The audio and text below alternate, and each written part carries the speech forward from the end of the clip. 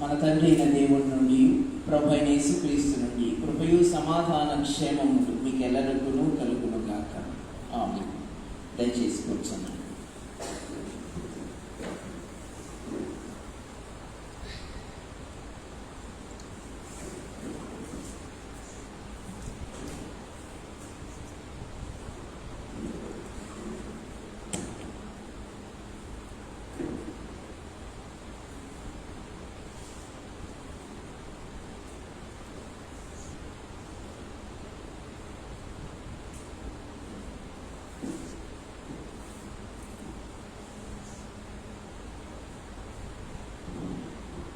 ప్రభునందు ప్రియమైన వారులారా, మీ అందరికీ శుభాలు, దైవాశీస్సులు.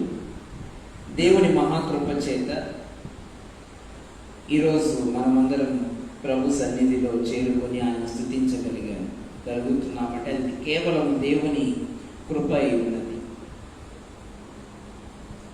మన జీవితాలు అనేకమైన ఆలోచనలు, కష్టాలు, బాధలు, ఇబ్బందులు, శోధనల మధ్య ప్రయాణమై వెళుతున్న మన జీవితానికి ఊరట, నెమ్మది, సమాధానము ఇవ్వగలిగింది దేవుడొక్కడే. ఆయన యేసయ్య మాత్రమే. దేవుడు తన కృపలను మనకు అనుగ్రహించచ్చు. దేవుని కృపా వాత్సల్యత కొలది మనలను ప్రతి ఉదయము నూతన వాత్సల్యతతో ఆయన పని కొరకు మనలను పురికొల్పుతూ ఉంటారు. దేవుని పని కొరకు పురికొల్పబడినను దేవుని పని నిమిత్తము ఆయుధపడని వారు దేవుని శిక్షా విధిలో ఉంటారని గుర్తు చేసుకోవాలి. ఈరోజు చదువుకున్న 3 పాఠాలను అనుసరించి మనము ధ్యానిస్తున్న అంశము దేవుని వాక్యమును చదువుట ద్వారా, ధ్యానించుట ద్వారా, దేవుని వాక్యములను వినుట ద్వారా మన జీవితములు ఎప్పుడు ఉజ్జీవపరచబడుతూ ఉంటాయి. మన ఆత్మలు దేవుని కొరకు పని చేయాలనే తపనతో ఉంటాయి. ఆ అంశాన్ని ఈరోజు మనము ధ్యానిస్తూ ఉన్నాం. ద్వితీయోపదేశ కాండము 6వ అధ్యాయము 4 నుండి 7 వచనాలు మనం చూసాం. ఇక్కడ మోషే ఇచ్చిన ధర్మశాస్త్రములో ఉన్న నియమాల ప్రకారం పూర్ణ హృదయముతో, పూర్ణ ఆత్మతో, పూర్ణ శక్తితో మన దేవుణ్ణి మనము ప్రేమింపవలెను. ఆ ఆజ్ఞలను హృదయములో ఉంచుకోవాలట. తరువాత రేపటి తరానికి నీ కుమారులకు వాటిని అభ్యసింపచేసి నీ ఇంట కూర్చుండునప్పుడు, త్రోవను నడుచునప్పుడు, పండుకొనున్నప్పుడు, లేచినప్పుడు వాటిని గూర్చి మాటలాడవలనట. ఈ రోజుల్లో పిల్లలు మాట్లాడేటప్పుడు మనం అడిగిన ప్రశ్నలకు పిల్లల సమాధానాలు కానీ, పిల్లలు అడుగుతున్న తీరు, ఇవన్నీ చూస్తుంటే కొన్నిసార్లు అనిపిస్తుంది పిల్లలకు స్వతంత్రం ఇచ్చినప్పుడు వారు స్వతంత్రతలోనే అన్ని నేర్చుకుంటారనే భావాలు ఎక్కువ మంది తల్లిదండ్రులు కలిగి ఉంటారు. కొన్ని సందర్భాల్లో చాలా నిబద్ధత, క్రమశిక్షణతో పిల్లలను అసలు తల్లిదండ్రుల ముందు పిల్లలు మాట్లాడటానికి వీల్లేదు అనే కఠినమైన ఆంక్షల మధ్య ఉంటారు. ఏది మంచిది, ఏది మంచిది కాదు అని చెప్పగలగటం ఇప్పుడు అసందర్భం. కానీ ఇక్కడ చెప్పబడిన మాటలు ఏంటంటే, ప్రతి సమయంలో నీ కుమారులకు దేవుడు చేసిన మేలులు, ఆయనే దేవుడని కదండి పిల్లలకు అన్నం తినిపిస్తూ ఉన్నప్పుడు చివరి వచ్చేటప్పటికి వాళ్ళు అన్నం తినరు. అప్పుడు ఇదే చివరి ముద్ద, ఇది ఎవరి ముద్ద అని చెప్తారు? ఇది యేసయ్య ముద్ద. ఇది తింటే నీకేమొస్తుంది? బలం వస్తుంది. చిన్నప్పటి నుండి తల్లిదండ్రులు పిల్లలకు నేర్పుతూ ఉంటారు. ప్రార్థన చేసి పడుకోవాలి. పాస్టర్ గారు వస్తే ఏం చెప్పాలి? ప్రైజ్ ది లార్డ్ చెప్పాలి. పెద్దలు వస్తే వారికి విష్ చేయాలి. చర్చికి వెళ్ళినప్పుడు ప్రార్థన చేసుకోవాలి. చిన్నప్పటి నుండి క్రమాన్ని నేర్పుతూ ఉంటాం. మన క్రైస్తవ కుటుంబాలలో ఈ క్రమము చాలా ముఖ్యమైన పాత్ర పోషిస్తూ ఉంటుంది. ఏది ఏమైనా ఇక్కడ చెప్పబడిన సందర్భం ఏంటంటే, దేవుడే నీ దేవుడే దేవుడని పిల్లలకు చెప్పాలట.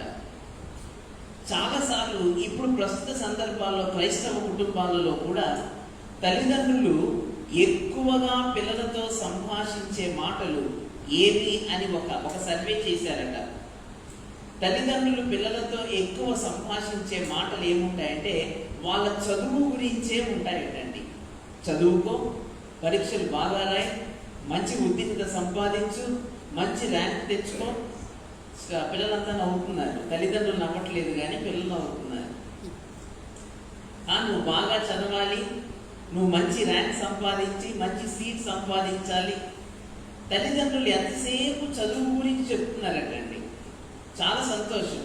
కానీ నువ్వు చదువు గురించి ఒక రోజులో 100 సార్లు మీ పిల్లలకు జ్ఞాపకం చేస్తే, నువ్వు దేవుని గురించి మీ పిల్లలకు 101 జ్ఞాపకం చేసిన తల్లివి తండ్రివై ఉండాలని మోషే మనకు జ్ఞాపకం చేస్తున్నాడు. నీ పిల్లలకు ఈ లోకములో ఏది ఉత్తమమైనదో నేర్పించడానికి నువ్వు చాలా ప్రయాసపడుతున్నావు. అలాగే ఈ భూలోక సంబంధమైన జీవితమే కాకుండా పరలోక సంబంధమైన జీవితం ఉంది. అక్కడ కూడా మనం నిత్య రాజ్యంలో ఎప్పుడు జీవించి సంతోషంగా ఉండాలి అంటే దేవుడే మనకు దిక్కు, దేవుడే మన దేవుడే దేవుడు అని పిల్లలకు నేర్పాలట. చాలాసార్లు రాజీ పడటం మన పిల్లలకు నేర్పిస్తాం. అన్నిసార్లు రాజీ పడకూడదు. సమాధాన పడటం వేరు, రాజీ పడటం వేరు. చాలాసార్లు సమాధాన పడటము రాజీ పడటము రెండు ఒకటే అని ఆలోచిస్తూ ఉంటాం. తప్పు. రాజీ పడటం అంటే ఒక ప్రభుత్వ కార్యాలయానికి వెళ్ళి అక్కడ మనకు పని అవ్వకుండా ఉంటే అప్పుడు ఎవరో ఒక ఆయన కనిపిస్తాడు. ఏం సార్ ఇలాగొచ్చారు అంటే, ఫలానాది కావాలండి, చాలా రోజులు తిరుగుతున్నాను, పని అవ్వటం లేదు అంటే, మీకెందుకు సార్, నేను ఉన్నాను కదా, నాకు ఒక ఫోన్ చేస్తే నేను చేసి పెట్టేవాడిని. కానీ ఏమవుతుంది, చిన్న ఖర్చు అవుతుంది. ఏం పర్లేదు తీసుకోండి సార్, ఏం పర్లేదు తీసుకొని నాకు ఆ పని చేయండి. ఆదివారం ఎలాగో చర్చికి వెళ్తాను కాబట్టి అప్పుడు ఏం చేస్తాము, దేవుణ్ణి క్షమాపణ అడుగుతాం. ప్రభువా తప్పలేదు నాయన. అప్పుడు అన్ని బలహీనతలు గుర్తొస్తాయి. నాకు కాలు నొప్పి కదా ప్రభువా, ఎక్కువసేపు నేను అక్కడ నిలబడలేను నాయన, నాకు తలనొప్పి కదా, ఎండ ఎక్కువగా ఉంది, నేను అక్కడ ఎండలో ఉండలేను ప్రభువా, అందుకే చేశాను, నన్ను క్షమించు. ప్రభు క్షమించడానికి సిద్ధంగా ఉన్నాడు కాబట్టి మనం ఏం చేయడానికి సిద్ధంగా ఉన్నాం, పాపాలు చేయటానికి సిద్ధంగా ఉన్నాం. రాజీ పడటం అంటే అది. మనల్ని చాలా ఇబ్బంది పెట్టిన ఒక దుర్మార్గుడు మనకు ఎదురు వచ్చినప్పుడు అతన్ని హృదయం నిండా క్రీస్తు ప్రేమతో నింపబడిన చిరునవ్వుతో పలకరించగలగటం సమాధాన పడటం. హల్లెలూయా. సమాధాన పడటం, రాజీ పడటం రెండు ఒక తాటికి ఎప్పుడు కట్టేయకండి. కొరింథీ భూమి గురించి మీకు చెప్పాను కదా. ఈమె 2వ ప్రపంచ యుద్ధంలో ఈమె అనేక మంది యూదురాలు యూదుల్ని హిట్లర్ చంపేస్తుంటే వాళ్ళ ఇంట్లో ఒక రహస్య ద్వారం చేసి ఆ లోపల దరిదాపుగా 100 మంది యూదులను వారు రోజు పోషించారు కొన్ని నెలల తరబడి. నాజీ సైనికులు చూశారు, ఏంటి రోజు ఈ ఇంట్లో ఏమో 5గురో 6గురో ఉన్నారు, కానీ 50-60 మందికి సరిపడిన భోజనం రోజు లోపలికి వెళ్తుంది, బయటికి చెత్త తెస్తున్నారు, ఎవరున్నారు లోపల చూస్తే 100 మందిని మీరు కాపాడుతున్నారు లోపల. కొరింథీ భూమి వాళ్ళ తండ్రిని తల్లిని అందరినీ చంపేశారు. కొరింథీ భూమిని వాళ్ళ అక్కని ఒకే చెరసాలకు పంపారు. నాజీలు భయంకరమైన హింసలు, శారీరక హింసలు. ఆ నాజీ సైనికులు రాక్షసులు చాలా ఇబ్బంది పెట్టేవారట స్త్రీలని. ఆ భయంకరమైన హింసలు అనుభవించలేక కొరింథీ భూమి వాళ్ళ అక్క చనిపోయింది. కొరింథీ భూమి కూడా ఇక నేను కొన్ని రోజుల్లో ఎలాగో చనిపోతాను అని అనుకుంటుండగా హిట్లర్ మరణించటం, 2వ ప్రపంచ యుద్ధము హిరోషిమా నాగసాకి మీద అమెరికా అణుబాంబు ప్రయోగించడం వలన మొత్తం ప్రపంచమంతా కంట్రోల్ అయి భయపడి 2వ ప్రపంచ యుద్ధానికి తెరపడిపోయింది.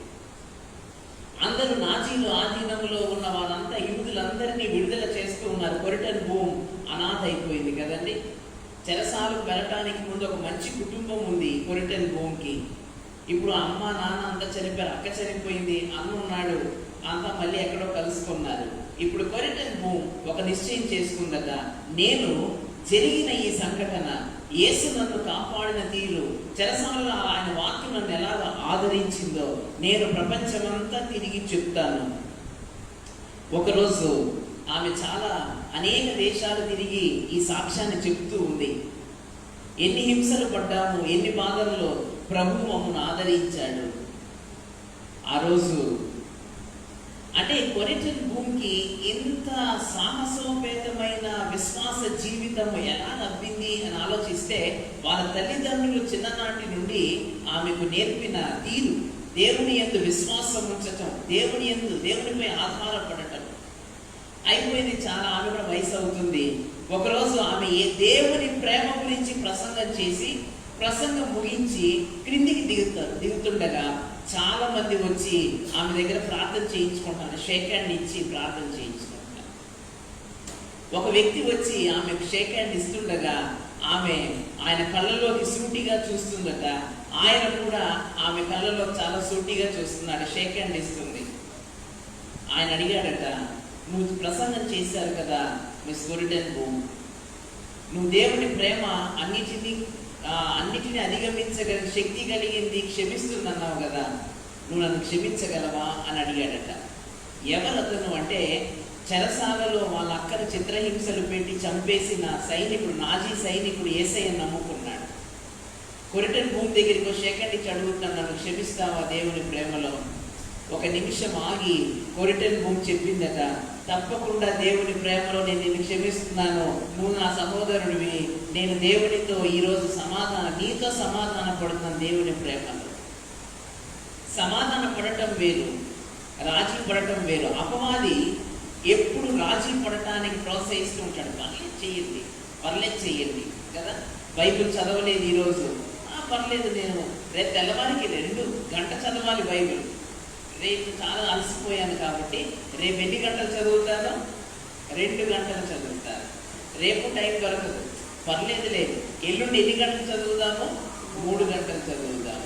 ఈ రోజు పనిని ఈ రోజు ముగించడం చాలా మంచిది. ఇక్కడ మోషే భక్తుడు తెలియచేస్తున్నాడు, మీ బిడ్డలకు రాజీ పడటం నేర్పకండి, లోకముతో రాజీ పడిపో, లోకములో ఉన్నాం కాబట్టి ఎలాగో అలాగ బ్రతికేద్దాం, రాజీ పడటం నీ బిడ్డలకు నేర్పద్దు. మన దేవుడే దేవుడు, ఇక ఏ దేవుడు లేడు, మన దేవుడే దేవుడని నువ్వు నేర్పాలట. ఎప్పుడెప్పుడు నేర్పాలటండి? ఇక్కడ చెప్తున్నాడు, నీవు నీ కుమారులకు వాటిని అభ్యసింపచేసి, నీ ఇంట కూర్చుంటున్నప్పుడు, త్రోవను నడుచున్నప్పుడు, పండుకొనున్నప్పుడు, లేచున్నప్పుడు వాటిని గూర్చి మాట్లాడవలెను. ఇన్నిసార్లు చెప్తే పిల్లలు ఏమంటారు? ఇప్పుడున్న పిల్లలు, మా మమ్మీకి డాడీకి భక్తి పిచ్చి పట్టేసిందండి, మమ్మల్ని పట్టుకొని వేలాడుతున్నారు, ఫోన్ చూడనివ్వరు, కాసేపు సెల్ ఫోన్లో యూట్యూబ్లు చూడనివ్వరు, ఫేస్బుక్ చూడనివ్వరు. ఏం చేస్తున్నారు? ఎంతసేపు కూర్చున్నప్పుడు, లేచినప్పుడు, పండుకున్నప్పుడు, త్రోవన కారులో వెళ్ళేటప్పుడు ఎంతసేపు దేవుని పాటలే, ఎంతసేపు వాక్యాలే. మాకు చాలా ఇబ్బందిగా ఉంది ఇప్పుడు తరం. ఎందుకు అని ఆలోచిస్తే, వారి వయసులో ఉన్నప్పుడు తల్లిదండ్రులు అవే చేసి ఉంటారు. ఒక తండ్రి నా దగ్గరికి వచ్చి, ఒక కుమారుడు యవనస్తుడు, చెప్పాను చాలాసార్లు, నా దగ్గరికి వచ్చి బాధపడుతున్నాడు, అయ్యగారు మా నాన్నగారికి చెప్పండి, ఎక్కడికి వెళ్ళినా నాతో వచ్చేస్తున్నాడండి, కాలేజీకి వెళ్తే కాలేజ్ గేట్ వరకు వస్తున్నాడు, నేను ఎక్కడన్నా బజార్లోకి వెళ్తే ఆ బజార్ వరకు వచ్చి చూస్తున్నాడు. సార్ ఎందుకు సార్ అబ్బాయి బాధపడ్డాను? అమ్మో, వాడి వయసులో ఉన్నప్పుడు నేను చాలా విపరీతమైన తిరుగుళ్ళు తిరిగానండి, వాడు నా కొడుకు కాబట్టి వాడు అలాగే తిరుగుతాడని నాకు భయం, కాబట్టి వాడిని వెంట పడుతున్నాను. నేను చెప్పాను, వాడి వెంట మీరు పడటం మానేసి మీరు మోకరించి ప్రార్థన చేయడం, మీ పాపాలు ఒప్పుకోండి, మీ బిడ్డని దేవుడు పాపములో పడకుండా తన రెక్కల క్రింద ఆయన కాపాడుతాడు. ఈరోజు నేర్చుకోవాలి తల్లిదండ్రులు. మరి అయ్యా, మేము ఎంత చెప్పినా మేము చిన్నప్పటి నుండి భయభక్తుల్లో పెరిగాము, కానీ మా బిడ్డలు మాట వినటం లేదు. కానీ నీ బిడ్డ నీవు చెప్పే దేవుని మాట ఒప్పుకునేంత వరకు నువ్వు ఖచ్చితంగా ప్రార్థించే తల్లివై తండ్రివై ఉండాలి. చరిత్రలో పరిశుద్ధుడైన అగస్టీన్ ఉన్నాడు కదండి. పరిశుద్ధుడైన అగస్టీన్ చాలా గొప్ప భక్తుడు. ఆయన రచించిన రచనలు, పుస్తకాలు చాలా గొప్ప గొప్పవి. కానీ అగస్టీన్ దేవుని కొరకు తన జీవితాన్ని సమర్పించడానికి ముందు ఎలా ఉన్నాడంటే విపరీతమైన తాగుబోతండి. 16 సంవత్సరాల వయసు నుండి వ్యభిచార కూపములో మునిగిపోయిన ఒక యవనస్తుడు. తల్లి చాలా ప్రార్థనా పరురాలు. సంఘంలో ఆమె ప్రార్థన చేస్తుంటే అనేక మంది ఆ ప్రార్థన ద్వారా రక్షింపబడుతున్నారు. కానీ కొడుకు మాత్రము రోడ్ల మీద తాగి ఊగుతూ ఉన్నాడు. ఏమంటారండి అప్పుడు? గొప్ప భక్తురాలండి మరియమ్మ గారు, గొప్ప భక్తురాలండి. తెగ ప్రార్థన చేసి సంఘంలో ఎంతసేపు, అదిగో అమ్మ అక్కడ ఊగుతుందండి కొడుకుని, జాగ్రత్తగా ఇంటికి తీసుకో. మనుషులు ఇష్టం వచ్చినట్లు మాట్లాడతారు. కానీ ఎప్పుడు అగస్టిన్ తల్లి హెలీనా ఎప్పుడూ కూడా ఆమె ప్రార్థన విడిచిపెట్టలేదు. ఆ ప్రార్థన ద్వారా తన కుమారుడు రక్షించుకుంది, గొప్ప భక్తుడయ్యాడు. కొన్ని వేల మంది, లక్షల మందిని ప్రభువులోకి, రక్షణలోనికి నడిపించాడు అగస్టిన్. తర్వాత రోజుల్లో చరిత్రలో ఆయనను పరిశుద్ధుడైన అగస్టిన్ అని పిలిచారు, సెయింట్ అగస్టిన్. ఆయన చెప్పిన సాక్ష్యం ఏంటంటే, నా తల్లి కన్నీటి ప్రార్థన ప్రవాహంలో నేను కొట్టుకుపోయాను అంటాడు. నా తల్లి యొక్క కన్నీటి ప్రార్థన ప్రవాహంలో నేను కొట్టుకుపోయాను. ఎక్కడికి కొట్టుకుపోయాను తెలుసా? యేసు పాదాల చెంతకు సరాసరి కొట్టుకుపోయాను. అక్కడ ప్రభు నన్ను పట్టేసుకున్నాడు అంటాడు. తల్లిదండ్రులు బిడ్డలకు నేర్పాలి. వారు వినకపోతే వారు నేర్చుకునేంత వరకు చెప్పాలి. ఏం చెప్పాలి? చదువుకో అని చెప్పడానికి ముందు బైబిల్ చదువని చెప్పాలి. బాగా నువ్వు మంచి ర్యాంక్ సంపాదించాలని చెప్పడానికి ముందు నువ్వు ప్రార్థన చేయమని చెప్పాలి. అలా చెప్పలేని తల్లిదండ్రులు బిడ్డల ముందు ఒక రోజున సమాధానం చెప్పవలసి ఉంటుంది.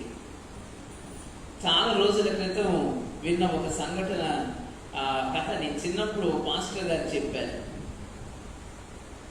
ఒక కుమారుడు ఒకరోజు తండ్రి లేడు, తల్లి పేద స్థితిలో ఉంటే నెమ్మదిగా ఇంట్లో తినడానికి ఏం లేకపోతే పక్కింటి కోడిని తెచ్చేసాడట.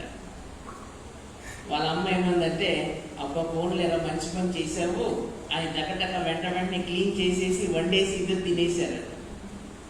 మరుసటి రోజు అలాగే కోళ్ళు పట్టుకొస్తుంటే నా కొడుకు చాలా బాగా దొంగతనం చేయగలుగుతున్నాడని సంతోషపడిపోయిందట. ఇలా వయసు పెరుగుతూ ఉండగా నేరాలు పెరిగిపోతూ ఉన్నాయి. విపరీతమైన హత్యలు చేసి దోపిడీ చేసే స్థితికి గజదొంగ అయిపోయాడు.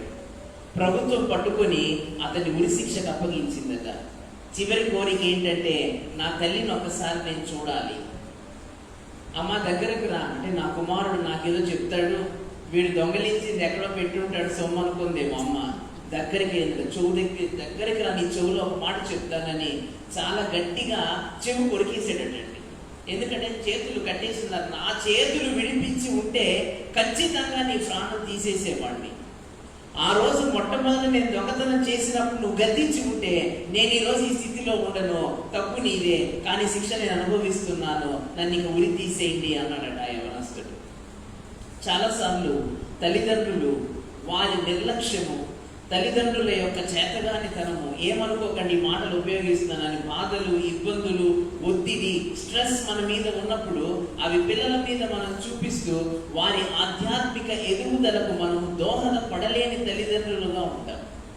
మోషే అంటున్నాడు, నువ్వు కూర్చుంటున్నప్పుడు, లేచినప్పుడు, త్రోవను వెళ్ళినప్పుడు ప్రతి సమయంలో నీ బిడ్డలకు నేర్పాలట. ఏమనంటే, మన దేవుడే దేవుడు, ఆయనే రక్షకుడు. ఊరికే పాస్టర్ గారు కనిపించినప్పుడు హల్లెలూయా చెప్పమనటం కాదు. పాస్టర్ గారు కనిపించినప్పుడు పాట ఎప్పుడు అభ్యాసము చేసేటట్లు ఎంత ఒత్తిడి చేస్తామో చదవమని పిల్లల్ని, అదే తీరులో పిల్లల్ని మనం దేవుడి కొరకు తయారు చేయాలి. ఎందుకంటే రేపటి తరం వారే కదా, మనం అయిపోతున్నాం. రేపు క్రీస్తు సత్య సువార్తను భుజాల మీద మోసుకొని వెళ్లే తరాన్ని నువ్వు తయారు చేయలేకపోతే దేవునికి నువ్వు లెక్క చెప్పవలసి ఉంటుంది. మన ఇంటిలో రేపటి తరాన్ని తయారు చేసుకునే తల్లిదండ్రులు, సోదరులు, సోదరీలు చాలా అవసరమై ఉన్నారు. ఈ రోజుల్లో ఎంతమంది ప్రభు సేవకు తమ పిల్లలను పంపుతున్నారంటే మేమే చేయటం లేదండి సేవ, పిల్లల్ని పంపుతాం కదా, అవసరం లేదు. ఒక తండ్రి, ఆయన సేవకుడు, వాళ్ళ అబ్బాయి వచ్చి నాతో చెప్తున్నాడు, పాస్టర్ గారు నేను పాస్టర్ ట్రైనింగ్కి వెళ్తానంటే మా నాన్నగారు ఒప్పుకోవటం లేదు, మీరు కొంచెం మా నాన్నగారికి చెప్తారా? ఆ సేవకు నా దగ్గరికి వచ్చినప్పుడు నేను చెప్పాను, అన్న ఇలాగ బాబు ట్రైనింగ్కి వెళ్తానంటే, వద్దు తమ్ముడు, మనం ఎన్ని బాధలు పడుతున్నామో నీకు తెలుసు కదా, వాడిని ఉద్యోగం చేసి వాని సంపాదన అంతా కావాలంటే సేవకి ఇచ్చేయమన్నాను, కానీ సంపూర్ణ సేవకు మాత్రం వెళ్ళొద్దని చెప్పి. ఎందుకంటే పరిస్థితులు ఎలా ఉన్నాయి, పరిస్థితులు ఏవైనా వాటిని మనకు అనుకూలంగా మార్చగలిగిన ప్రభు మనతో ఉన్నప్పుడు మనం భయపడని అవసరం లేదు. మనం ముందుకు వెళ్ళిపోవటమే, మన బిడ్డలను దేవుని సేవ కొరకు ముందుకు నడిపించటమే. అన్ని సమపాలనలో ఉండాలి. వారి విద్య కొరకు కేటాయించిన సమయం ఉండాలి, దేవుని కొరకు వారు కేటాయించవలసిన సమయం ఉండాలి, ఆటపాటల కొరకు పిల్లలకు కేటాయించిన సమయం ఉండాలి. అన్ని సమపాలనలో తల్లిదండ్రులు బిడ్డలకు అందించగలిగి ఉండాలి. అందించలేనప్పుడు దేవునికి లెక్క చెప్పవలసి ఉంటుంది. మన ఇంట్లోనే మనం స్వార్థ ప్రకటించుకోలేని వారమైతే మనం ఇతరులకు ఏం బోధించగలం? ఎప్పుడైతే మనం ఇల్లంతా సిద్ధపడతామో దేవుడు వేరొక బాధ్యతలోని మనం నడిపిస్తారు కదండి. పత్రికా పాఠం అపోస్తల కార్యముల గ్రంథము 8వ అధ్యాయం 26వ వచనం నుండి, కందాకే రాణి ధనాగార మంత్రి ఒక నపుంసకుడట. బహుశా శారీరకముగా అతడు నపుంసకుడేమో, కానీ ఆత్మీయంగా అతడు నపుంసకుడు కానీ కాదు. అతడు యూదా మత నిష్ట కలిగిన వాడు, అంటే యూదా మతాన్ని స్వీకరించిన నల్ల జాతీయుడు, ఆఫ్రికన్ అన్నమాట. ఈయన పండుగ సమయంలో అక్కడ ఉండి పండుగ ఆచరించి తిరిగి దేశానికి వెళ్తున్నాడు. ఐగుప్తు దాటి వెళ్ళాలి, చాలా దూరం ప్రయాణం.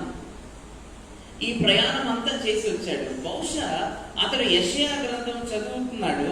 అక్కడ చదువుతున్న ఆ సందర్భంలో ఒక పండితుడు అంటాడు, పండుగ సమయంలో ఈ నపుంసకుడు యెరూషలేములోనే ఉన్నాడు.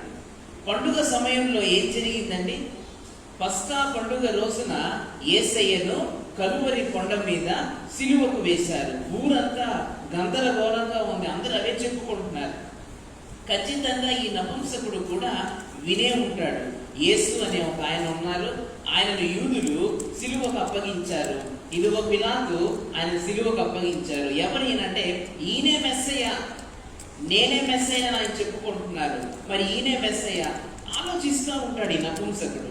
పండుగ అయిపోయింది, రోజులు గడిచిపోయాయి, చాలా రోజులు ఉండి తిరిగి తన దేశానికి వెళ్తున్నాడు. ఇతను చాలా అధికారము కలిగిన ఒక గొప్ప మినిస్టర్ అన్నమాట.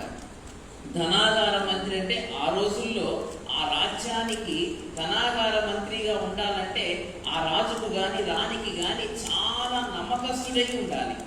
మొత్తం ధనాగారం అంతా ఇతని చేతిలో ఉన్న అంత నమ్మకస్తుడు ఇతను. ఇతనికి సువార్త ప్రకటించమని స్టెఫెనుకు దేవుని ఆత్మ దూత చెప్తూ ఉందట కదండి. దేవుని దూత ఎప్పటికప్పుడు, దేవుని దూత ఎవరితో మాట్లాడి చెప్తారా? నాతో ఎప్పుడు మాట్లాడలేదంటారా? నాతో కూడా మాట్లాడలేదు, నేనే ఎప్పుడు అనుభవం పొందలేదు. బైబిల్లో అడుగుతున్నాను, మిమ్మల్ని అడగలేదు. అందరూ కంగారు పడుతున్నారు. బైబిల్లో దేవదూత మాట్లాడారు కదా, దేవదూత ఎవరితో మాట్లాడాడు చెప్తారా? అమ్మా, మానవతో మాట్లాడాడు, అబ్రహాముతో మాట్లాడాడు. అలాగే ఇంకేదో క్రిస్మస్ సీజన్ దగ్గర పడుతుంది కదా, గొర్రెల కాపరితో మాట్లాడాడు, మరియతో మాట్లాడాడు, యోసేపుతో మాట్లాడాడు, జ్ఞానులతో మాట్లాడాడు. దేవదూత దేవుని ఆజ్ఞను మోసుకొని వస్తాడు, ఏం చెయ్యాలో మనకు చెప్పటానికి.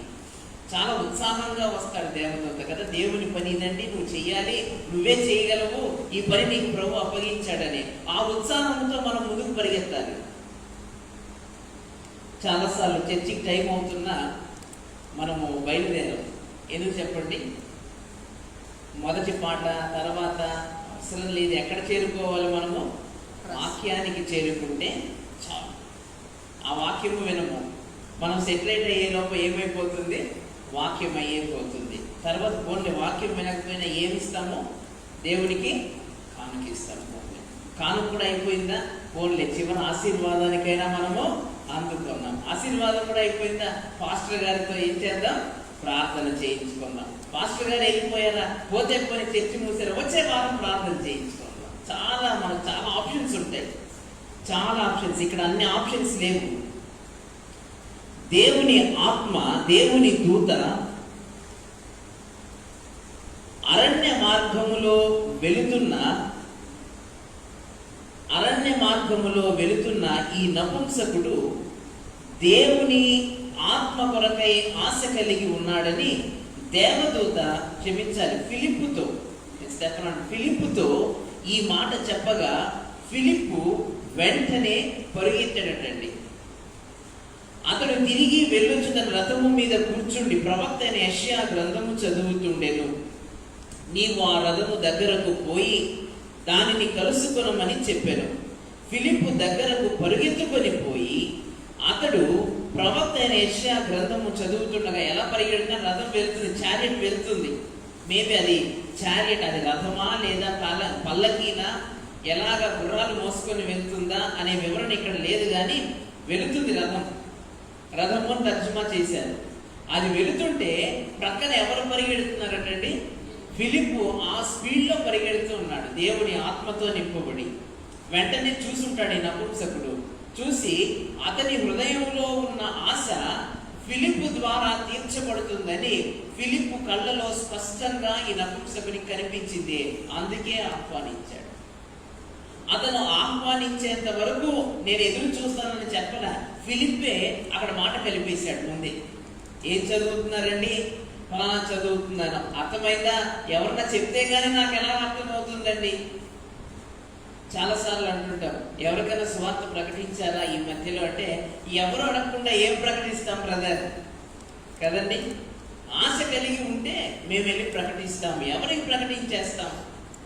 ఈ మధ్య చాలా టీవీ కార్యక్రమాలు వచ్చేసాయి. క్రైస్తవులకు వ్యతిరేకంగా గ్రామాల్లోకి వెళుతుంటే ఈ గ్రామములోకి సువార్థికులకు అనుమతి లేదు అని బోర్డ్స్ పెడుతున్నారు. ఇంకొంతమంది అంటున్నారు సువార్థికులంతా దొంగలు. చాలా అసహ్యంగా ఇబ్బందికరమైన పదజాలం కూడా యూట్యూబ్లో, ఫేస్బుక్లో ఉపయోగిస్తూ ఉన్నారు. కాబట్టి మనకి ఎందుకు బ్రదర్? మనం ఏం చెయ్యాలి? ప్రార్థన చెయ్యాలి. సువార్త ప్రకటించని ఎడల నాకు శ్రమ. నేను ప్రకటించలేను, ఎందుకంటే నాకు వయసు అయిపోయింది. నేను ప్రకటించలేను, ఎందుకంటే ఇంకా పూర్తిగా బైబిల్ నాకు తెలియదు. నేను ప్రకటించలేను, ఎందుకంటే దేవుని ఆత్మని ఇంకా నేను పొందుకోలేదు. ఎన్ని కారణాలు ఉంటాయి కదండి మన దగ్గర, చాలా కారణాలు. కానీ ప్రభువు దూత వచ్చి చెప్పినప్పుడు పరుగెత్తుకొని వెళ్ళగలిగిన ఆసక్తి క్రైస్తవులలో ఉండాలి. అది మోకరించి కన్నీరు కాచి ప్రార్థన అనుభవాలు కలిగిన వారికి, ఇంకెవరికి ఉండదు. ఎంత లేపినా కదండి, చాలా బద్ధకంగా ఈరోజు వర్షం పడుతుంది. నేను అదే ఉదయం మార్కెట్లోకి వెళ్ళినప్పుడు అనుకుంటున్నాను, ప్రభువా వర్షం పడుతుంది, మరి మనకేమో రేకుల షెడ్, ఎక్కువ వర్షం పడితే శబ్దము, వాక్యం వినపడదు, జనరేటర్ బయట పెట్టాలి, అది వర్షంలో తడవకూడదు. ఏంటి ప్రభువా అంటే చాలా ఆ వాతావరణం చూసి బద్ధకంగా ఉంది అందరికీ. నెమ్మదిగా వెళ్తున్నారు రోడ్ల మీద కూడా, ఎవరు హుషారుగా లేదు అనుకున్నాను. అందరం ఈ టైంలో ఇంకా దుప్పటి తన్ని ఇంకా పడుకుందాం ఒక అరగంట అనిపిస్తుంది కదండి. బద్ధకం. పిల్లలు లేపుతుంటే లెగు బాబు లెగు, చర్చికి టైం అవుతుంది, అమ్మ లెగు, తయారవు అంటే ఉండండి కాసేపు, మాస్టర్ గారే రారండి 9:30 కదా అన్నారా మీ పిల్లలు?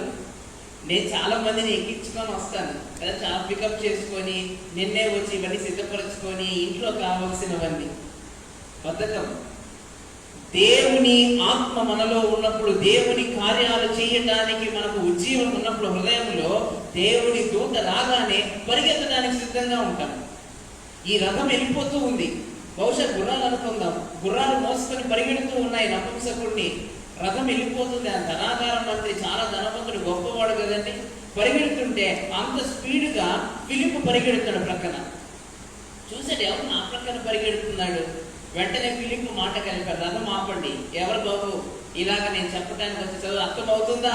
నాకు అర్థం కావట్లేదు, చెప్తామంటే యేసయ్యను గురించిన వివరణ అంతా ఇచ్చాడట. వెంటనే తన హృదయంలో ఆశ తెరువబడెను, నా మనోనేత్రము కదండి. సంతోషము సమాధానము ఆ నపుంసకుని హృదయంలోనికి చొప్పించుకొని పోయింది. ఎందుకు ఇంత సంతోషం ఆనందం? రథాన్ని ఆపి, ఇక్కడే ఆపు రథాన్ని అన్నాడు. అతను ఆజ్ఞాపించెను, ఇదిగో నీళ్ళు ఇక్కడ ఉన్నాయి.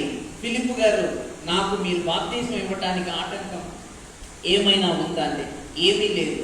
నువ్వు నమ్మిన ఎడల, యేసు నీ నిజరక్షకుడని నువ్వు నమ్మిన ఎడల, నీవు హృదయపూర్వకముగా అంగీకరించిన ఎడల బాప్తిస్మం ఇప్పుడే. వెంటనే అక్కడ దిగి ఏ బాప్తిస్మం తీసుకున్నాడో అక్కడ వివరణ లేదు. చిలకరింపే తీసుకున్నాడా? చిలకరింపు తీసుకోకూడదండి. యేసు ప్రభు లోపలికి మునిగాడు కాబట్టి మమ్మల్ని ఉంచాలి, లేదంటే నెత్తిన నీరు పోసాడు, అక్కడ వివరణ లేదు. అసలు ఆ నీళ్లు సరిపోతాయో లేదో కూడా వివరణ లేదు. అది గుంట, పెద్ద నద, ప్రవహిస్తున్న ఒక నద, చెరువ, ఏమీ వివరణ లేదు. నీళ్లు ఉన్నాయి. యేసు నామము నేను అంగీకరిస్తున్నాను, బాప్తిస్మం నాకు ఇవ్వమన్నాడు. వెంటనే బాప్తిస్మం ఇచ్చి ఈ నపుంసకుడు తన దారిని వెళ్ళిపోయాడు. ఫిలిప్పుని దేవుని ఆత్మ కొనిపోయి మరొక చోట పరిచర్యకు తీసుకువెళ్ళిపోయింది. ఎప్పుడైతే కుటుంబముగా మనం సిద్ధపడతామో దేవుని కొరకు, దేవుడు మరొక పని కొరకు మనల్ని పురికొల్పుతూ ఉంటాడు. దేవుని దూత దర్శనమందు కనిపిస్తాడు. అమ్మా, రేపు నువ్వు ఫలానా పని చెయ్యాలి. ఏం చెయ్యాలండి? ఆ నపుంసకుని దగ్గరికి, లేదా ఫిలిప్పుకు దేవుని దూత చెప్పినట్టు నువ్వు వెళ్ళాలి. చాలా పెద్ద అధికారి, ఆయన చుట్టూ రథాలు ఉంటాయి కదండి, సైనికులు ఉంటారు. ఒకవేళ వీటిని బంధించి పట్టుకెళ్ళండి మన దేశానికి అని అంటే నా పని ఏంటి ప్రభువా? మనం అడిగే ప్రశ్నలు కదండి. సమరయ స్త్రీ ఆమె మారు మనసు పొందాక ఆఫ్రికాకు ఆమె సువార్త ప్రకటించడానికి వెళ్ళిపోయిందండి. ఆమె పేరు గుర్తు రావట్లేదు, మీకు చెప్పాను కదండి, హిస్టరీలో ఉంటుంది. సమరయ స్త్రీ ఆఫ్రికా వెళ్ళాక ఒకరోజు రాత్రి దర్శనమట. ఏమంటే, రోమా చక్రవర్తి సీజర్కు నువ్వు సువార్త ప్రకటించాలి. క్రైస్తవులందరినీ ఎవరు చంపేస్తున్నారండి? సీజరే చంపేస్తున్నాడు.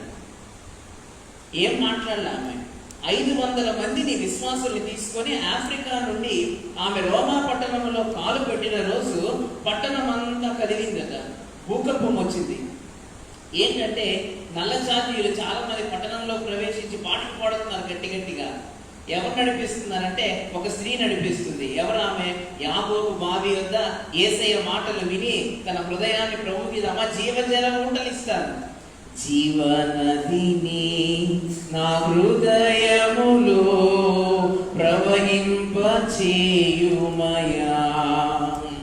ఈమె అడిగింది యేసయ్యను, ప్రభా నాకు ఇస్తాంటే జీవజల ఊటలు ఇస్తాను నీకమ్మా అన్నాడు. మారిపోయింది.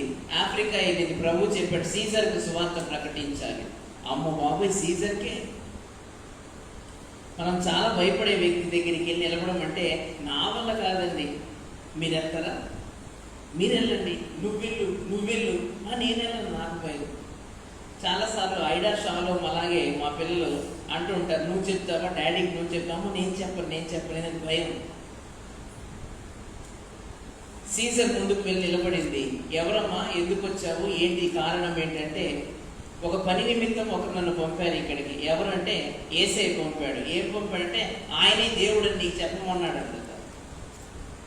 క్రైస్తవులందరినీ చంపేస్తున్నారు, నీకు ఏమాత్రము భయం లేకుండా నా ముందుకే వచ్చి యేసుని నమ్ముకోమంటున్నావు.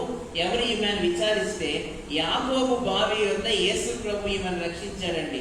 అయితే సరే, జీవజలం ఊటలిస్తానంటే ఈమె యేసు ప్రభువును వెంబడించిందండి.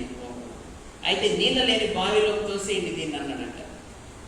33 రోజులు ఆమె ఆ బావిలో మోకరించి ప్రార్థన చేస్తూ ప్రార్థిస్తూనే ప్రభు దగ్గరికి వెళ్ళిపోయింది. అంటే ఏంటి మరి? ఆమె ప్రార్థన చేసినప్పుడు అద్భుతాలు జరగాలి కదా. ఆమె ప్రార్థన చేసినప్పుడు మన ఊహలన్నీ ఎలా ఉంటాయంటే, దేవుడు అనగానే అద్భుతాలు ఆశ్చర్యాలు జరిగిపోతూ ఉండాలి. ఇప్పుడు ఏమి అలాగా ఆ కుంటి వాళ్ళు వస్తుంటే వాళ్ళంతా గెంతేస్తూ ఉంటారు. లేదా వర్షం వస్తుంది, వర్షం ఆగిపోవాలి. వర్షం మనకు అవసరం, వర్షం పడుతుంది, మనకి ఇబ్బంది లేదు. నీలో దేవుని ఆత్మ ఉన్నప్పుడు గొప్ప కార్యాలు జరుగుతాయి. ఆమె ఆ రోజు ప్రార్థించినప్పుడు ఎన్నో వేల మంది మారు మనసు పొంది ఉండరు. ఆ రోమా పట్టణంలో కదిలింపబడింది రోమా పట్టణం అంతా. దేవుడు చెప్పినప్పుడు చేయటానికి సిద్ధంగా ఉండాలి. కుటుంబముగా మనం సిద్ధపడినప్పుడు, నేను నా భార్య, లేదా స్త్రీలైతే నేను నా భర్త, నా బిడ్డలను సిద్ధపరిచి మేమందరము ప్రభు పని కొరకు సిద్ధంగా ఉన్నామంటే దేవదూత వస్తాడు వేరొక పని అప్పగించడానికి. ఆ పనిలో పరిగెత్తడానికి నువ్వు సిద్ధంగా ఉండాలి. ఇక్కడ ఫిలిప్పు పరిగెడుతూ ఉన్నాడు. మళ్ళీ సమరయాలో ఉన్నాడు ఫిలిప్పు. దేవుని దూత మాట్లాడినప్పుడు ఎక్కడున్నాడండి? సమరయాలో ఉన్నాడు. గాజాకు పోయే మార్గం అక్కడ, సమరయ అక్కడ. పరిగెత్తుకొని వచ్చాడు, మరలా పరిగెత్తుకొని సమరయాకు వెళ్ళిపోయాడు. దేవుడిచ్చిన పనిని చేసి మళ్ళీ మనం వెళ్ళిపోతున్నారు. మన పనిలో నిమగ్నం అవ్వాలి. సువార్త ప్రకటించని ఎడల నాకు శ్రమ. ఇంకా చాలా మంది సువార్త సేవకులు లేదా ఆశ కలిగిన వారు దేవుడి పని చేసేస్తాను అని చెప్తూ దేవుడితో మాట్లాడటం చాలాసార్లు మర్చిపోతూ ఉంటారు కదండి. రిపోర్ట్స్ అన్ని పంపాలి, ఉదయము వెళ్ళాలి, రిపోర్ట్స్ హెడ్ ఆఫీస్కి పంపాలి. పంపే ముందు ఎవరి సంతకం పెట్టిస్తారండి? ఆఫీసర్ సంతకం పెట్టిస్తారు. సరిపోయిందా సార్, లేదా మేడం సరిపోయిందా? ఓకే సరిపోయింది, ఈ మార్పులు చేర్పులు చేయండి, ఇవి తీసేయండి, ఇవి చేర్చండి, ఈ లెక్కలు సరిచేయండి అన్నీ ఓకే కరెక్ట్గా సంతకం పంపడం. మనం చేస్తున్న పనిని స్క్రూటినీ చేయటానికి ఆదరణకర్త పరిశుద్ధాత్ముడు మనలో ఉంటాడు. ఆయన మనం నడిపిస్తూ ఉంటాడు. ఏది చేయాలి, ఏది చేయకూడదు చెప్తూ ఉంటాడు. ఏది చెయ్యాలో ఏది చేయకూడదో ఆయన అడిగి చెయ్యాలి. నాకు అనిపించిందండి నేను చేస్తాను, ఏం చేయకూడదా?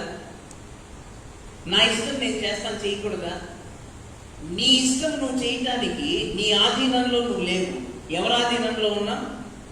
యేసు ఆధీనంలో ఉన్నాం.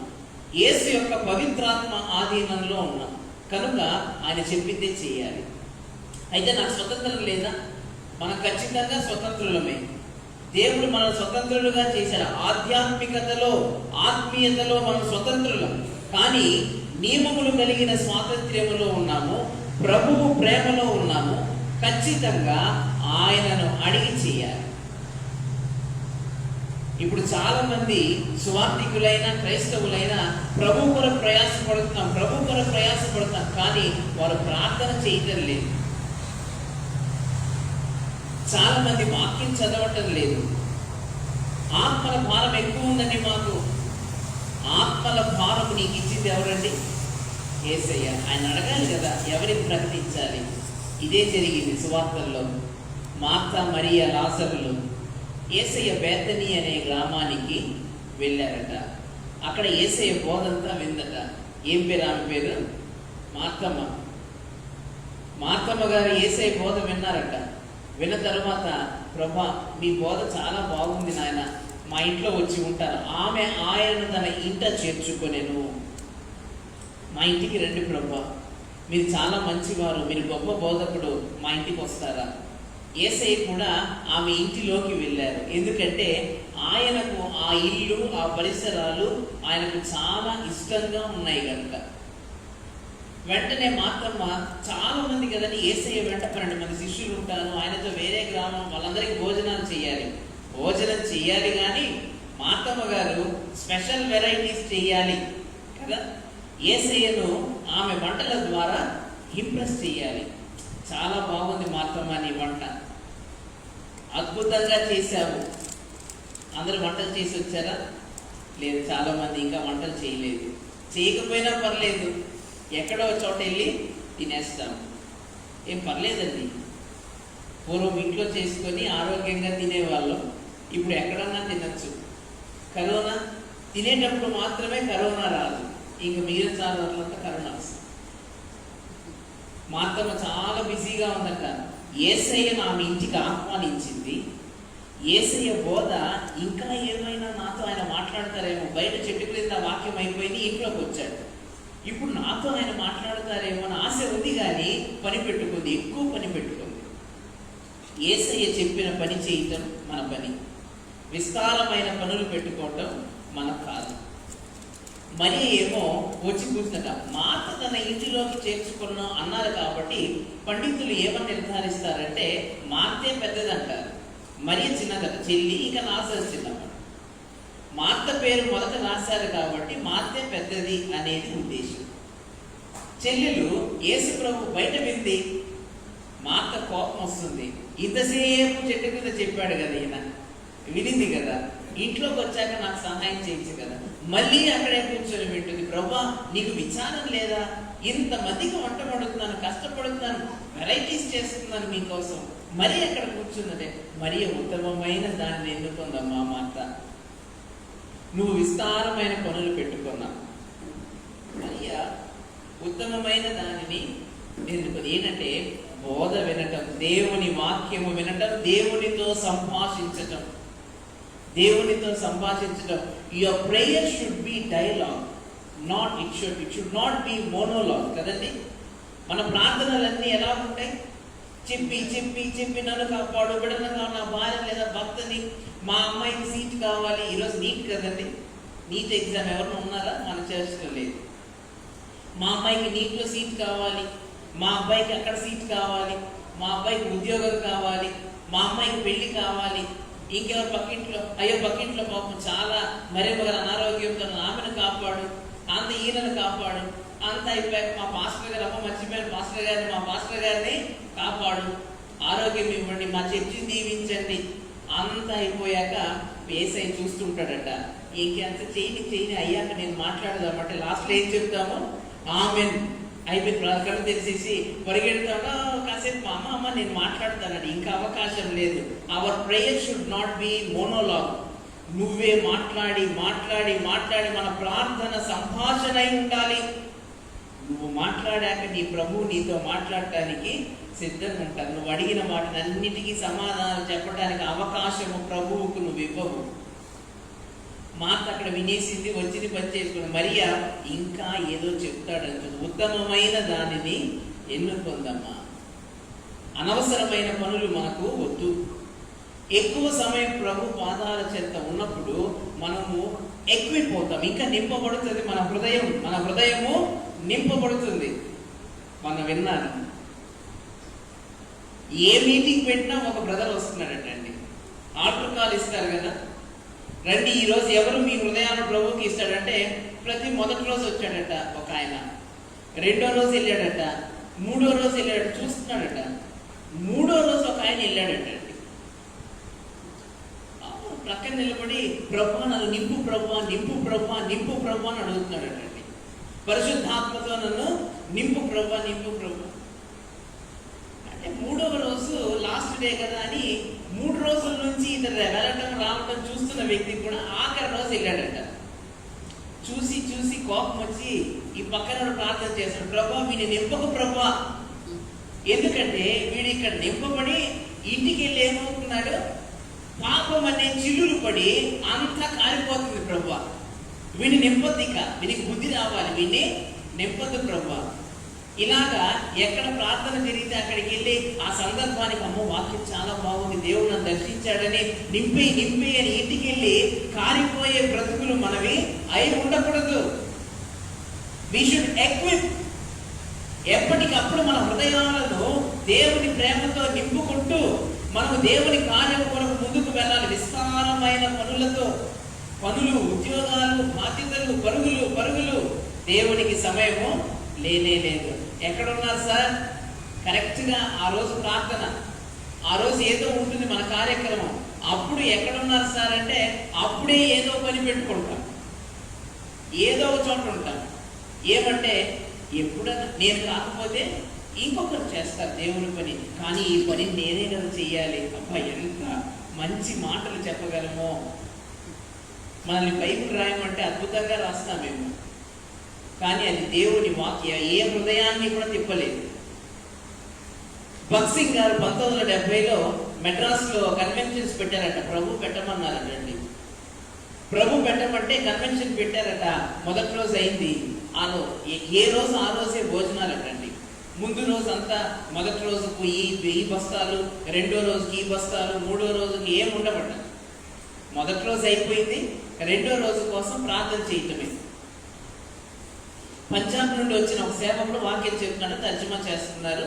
భక్సింగ్ గారు అక్కడ మోకరించి ప్రార్థన రాత్రులు ఆయన ఎప్పుడు ప్రార్థన చేసేవారు. భక్సింగ్ గారు ఎంతసేపు ప్రార్థన, ఆయన మోకాలు అరిగిపోయాయండి, మోకాలు చిప్పలు అరిగిపోయాడు భక్సింగ్ గారివి.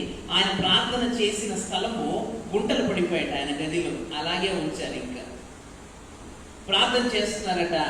5,000 మందికి భోజనం చేయాలటండి. 1970లో కన్వెన్షన్ మెడ్రాస్లో భక్సింగ్ గారి కబురు పెట్టారట, అయ్యా 5,000 మందికి భోజనం చేయడానికి 4 గంటలు పడుతుంది. Okay okay, no don't bother, I'm praying అని చెప్పాడండి భక్సింగ్ గారు. పర్లేదు, ఐఎమ్ ప్రేయింగ్. ఏం ప్రేయింగ్ అండి, 9 అయింది, 10 అయింది, 11 అయింది. ఇంకా మళ్ళీ కబురు పెట్టారట, అయ్యా మీరు ఏదో ఒకటి చెయ్యాలి, 5,000 మంది ఒకరిద్దరు కాదు అంటే, no don't bother, I'm praying అంటున్నాడట ఆయన. 12:30 అయిందట, మళ్ళీ కబురు పెట్టారట, ఇప్పుడు మీరు బియ్యము పప్పులు అన్ని, భక్సింగ్ గారు మాంసాహారం పెట్టటండి, పప్పు రసము చారు తెల్లన్నము ఇదే భక్సింగ్ గారి భోజనాలు చెప్పారట. మీరు ఇప్పుడు అన్ని తెచ్చినా కూడా మేము ఉండరు, డాక్టర్స్, ఇంజనీర్స్, పెద్ద పెద్ద వాళ్ళు, అమెరికన్స్, ఆస్ట్రేలియన్స్ అందరూ వచ్చి చేపలేసి వంటలు చేసేస్తామంటారు. మేము ఇంక చేయలేము బ్రదర్, మా వల్ల కాదండి అయ్యగారు. భక్సింగ్ గారికి కబురు పెట్టారట. ఆయన అన్నారట, no don't bother, I'm praying అన్నారట. ఇంక అరగంటే ఉంది. ఆ రోజు ప్రసంగం ఎక్కువసేపు చెప్పారట పంజాబ్ నుండి వచ్చిన సేవకుడు. సరే అయిపోయింది, ఇంక అయిపోతుంది, అందరికీ ఉత్కంఠ అందరూ పనులు ఏం చేయాలి, ఇప్పుడు ఏం చేయాలి, 5,000 మందికి ఏం పెడతారు? మెడ్రాస్లో నుండి వచ్చిన వాళ్ళని ఇంట్లోకి వెళ్ళి తింటారు, ఎక్కడెక్కడ నుండో వచ్చిన వాళ్ళు ఎలా తింటారు, ఎక్కడ నుండి ఎన్ని హోటళ్ళకు పరిగెత్తగలం? Don't bother, I pray. భక్సింగ్ గారు అదే చెప్తున్నారట. సమయం అయింది, 1:30కు గేట్ దగ్గర 2 ట్రాక్టర్లు వచ్చి నిలబడ్డాయటండి. వాళ్ళు కబురు పెట్టారట, భక్సింగ్ గారు ఎవరండి ఇక్కడ అంటే వెళ్ళి చెప్పారట, అయ్యా బ్రదర్ ఎవరో వచ్చారు మీకోసము, వాళ్ళు లోపలికి రావాలని అడుగుతున్న, ట్రాక్టర్లో భోజనం పట్టుకొచ్చారు. అలాగేనండి, లోపలికి ప్రభు నేను దేవుని అడుగుతాను ఆగండి అన్నారట. ప్రార్థన చేస్తే నేనే పంపాను భోజనం ప్రభు చెప్పాడట. ప్రభువే పంపాడట, లోపలికి పంపండి అన్నట భక్సింగ్ గారు. ఆహారం వెళ్ళింది, ప్రార్థన అయిపోయింది, అందరూ పంక్తులు తీరి కూర్చున్నారు. 5,000 మంది భోంచేశారటండి. గిన్నెలు ఖాళీ అయిపోయాయి. 5,000 మందికి భోజనం సరిపోయింది.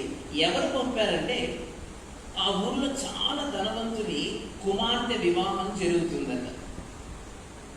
పెళ్లి కొడుకు పెళ్లికి రాలేదట. ఏమంటే వాడికి పెళ్లి ఇష్టం లేదు. ఏం జరిగిందో మనకు అనవసరం, పెళ్లి కొడుకు రాలే. ఒరే అంతా తీసి పడేయండి, అన్నం అంతా క్రింద పోయింది అంటే ఎవరో చెప్పారట, వేస్ట్ చేయటం ఎందుకండి, భక్సింగ్ గారి మీటింగ్స్ జరుగుతున్నాయి, అక్కడికి పంపుదాము, గొప్ప సేవకుడు ప్రార్థన చేస్తే అద్భుతాలు జరుగుతున్నాయి, మీ కూతురు పెళ్లి జరుగుతుంది అంటే, పద నేను వస్తానని వచ్చాడట ధనవంతుడు. వస్తే ప్రార్థన అయ్యాక, నేనే అండి భోజనం పంపాను, సంతోషం, ప్రభు నాకు చెప్పాడు అన్నారట భక్సింగ్ గారు.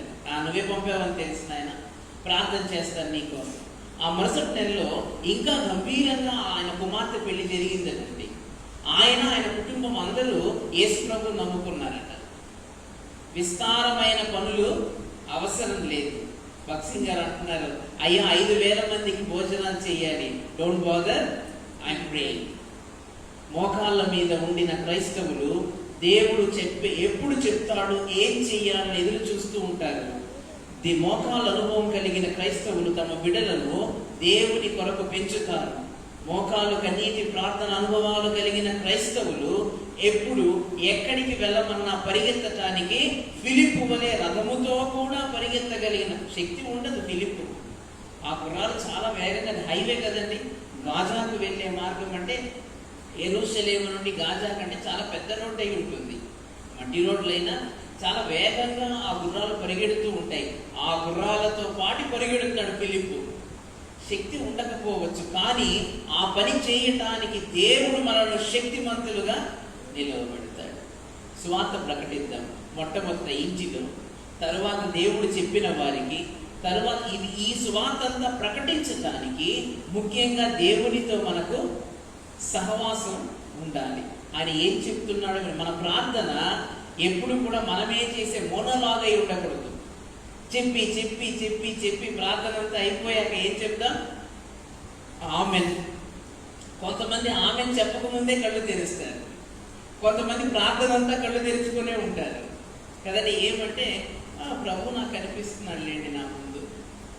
ఒక ఆమెను అడిగాను, ఏమ్మా మీరు ప్రార్థనలో ఏకీభవించలేదా అంటే, నాకు భయపడి కళ్ళు మూసుకుంటే చీకటి నాకు భయం అంటుంది. యేసయ్య నీకు వెలుగు నీ హృదయంలో ఇచ్చినప్పుడు నీకు ఎందుకు భయం అంటే, కళ్ళు మూసి చీకటే కనిపిస్తుంది, యేసు ప్రభు వెలుగు కనిపించట్లేదండి. నామకార్థమైన క్రైస్తవ బ్రతుకులకు కళ్ళు మూస్తే ఏం కనిపిస్తుంది? చీకటి కనిపిస్తుంది. దేవుని ప్రేమ చేత నింపబడిన హృదయాలకు కళ్ళు మూయగానే దేవుని దివ్య స్వరూపం కనిపిస్తుంది. మనోనేత్రాలు తెరవబడతాయి కదండి. మన దృష్టి ఆయన వైపు కేంద్రీకరించబడినప్పుడు మనోనేత్రాలు తెరవబడగానే యేసయ్య దివ్య స్వరూపం అన్నీ చెప్పుకొని ఆయన వాడి సమాధానం అంతా చెప్పాక డాక్టర్ దగ్గరికి వెళ్తామండి కదా. డాక్టర్ దగ్గరికి వెళ్ళినప్పుడు డాక్టర్ గారు నాకు ఈ నొప్పి ఉందండి, ఆ నొప్పి, తలనొప్పి, వెన్ను నొప్పి కదండి, ఇవి అవి చెప్పాక లేచి వచ్చేస్తామా? డాక్టర్ గారు ఏం రాస్తారు? ప్రిస్క్రిప్షన్ రాస్తారు. ఆయన అవసరమైన టెస్టులు రాస్తారు. వాటిని పట్టుకొని అక్కడికి వెళ్తాం. అక్కడికి వెళ్ళాక అక్కడ మాట్లాడుతూ ఉండగా మనం వచ్చేస్తాము, ఇదిగో డాక్టర్ గారు నీ రక్తం ఇవ్వకుండా అక్కడ వాళ్ళు టెస్ట్ ఎలా చేస్తారు? నీ రక్తం చాలా డిసిప్లైన్గా ఉండదు. కానీ ప్రార్థనలో మాత్రమే క్రైస్తవులు క్రమశిక్షణ ఉండదు. చెప్పాలనుకున్నవని చెప్పేసి దేవుడిని ఏం చెప్పాలో ఇంకా కోపం వచ్చినప్పుడు మొట్టమొదటి ప్రశ్న, నువ్వు దేవుడివేనా? మోషే అంటున్నాడు, దేవుడే దేవుడని నీ బిడ్డలకు నువ్వు ప్రకటించాలి. నీకే అనుమానం ఉన్నాడు, బిడ్డలకి ఏం ప్రకటిస్తా? చాలాసార్లు అడుగుతున్నాడు, నువ్వు దేవుడివేనా? చాలా తప్పు. అజ్ఞానములో ఉన్న క్రైస్తవ్యం, అజ్ఞానములో ఆత్మీయత లేని క్రైస్తవ జనాంగం. ఈరోజు ఎవరైనా ఉంటే ప్రభు నీకు పిలుపునిస్తున్నాడు, నీ బిడ్డలకు సువార్త ప్రకటించు, నువ్వు సువార్త విను. ప్రభు ఎక్కడికి చెప్తే అక్కడికి పరిగెత్తడానికి సువార్త మోసుకొని ఎప్పుడూ సిద్ధంగా ఉండాలి. నీకు శక్తి లేకపోతే ప్రభు నీకు శక్తిని ఇస్తాడు. పరిగెత్తడానికి ప్రభు నీకు శక్తిని ఇస్తాడు. ఎండిన ఎముకలను ఆయన బాగు చేయగలిగిన వాడు. ఎండిన ఎముకలను మరలా జీవములోకి తీసుకురాగలిగిన ప్రభువు మన రక్షకుడు. ఆయన మీద ఆధారపడు, సంపూర్ణంగా ఆధారపడు. కాసేపు ఇటు అటుగా కాదు, ఎలాగా? సంపూర్ణంగా ఆధారపడాలి. అప్పుడు దేవుని ప్రేమ, కృప, ఆయన నడిపింపు మనకు. అటు కృప సహాయము పరిశుద్ధాత్ముడు మీకు దయచేయునుగాక. ఆమేన్. సమస్త జ్ఞానమునకు మించిన దేవుని సమాధానం యేసుక్రీస్తు వలన మీ హృదయములకు, మీ తలంపులకు తోడై ఉండును.